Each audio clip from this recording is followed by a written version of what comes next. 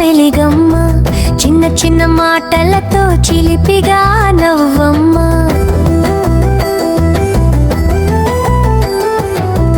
అమ్మ పిలిచింది రానా బంగారం, చిలకమ్మ దూసుకెళ్ళి కూర్చుంది పక్కనారం.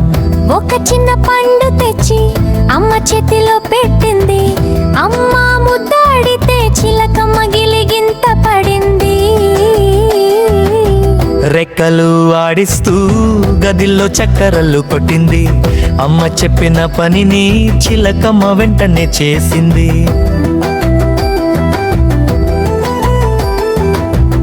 ఒక్కరోజు చిలిపిగా పాకం దోచుకుని తింది, అమ్మ చూసాక కోప్పడి చిట్టి చిలకమ్మను మందలించింది. చిట్టి చిలకమ్మ దిగి కొంచెం దూరం వెళ్ళింది, కొమ్మల మీద కూర్చొని నిశ్శబ్దంగా ఉంది. అమ్మా వచ్చి మెల్లిగా పిలిచింది, నా చిన్న పిట్ట కోపం తగ్గింది. చిలకమ్మ దూకి వచ్చి అమ్మ ముడిలో నేలేసింది.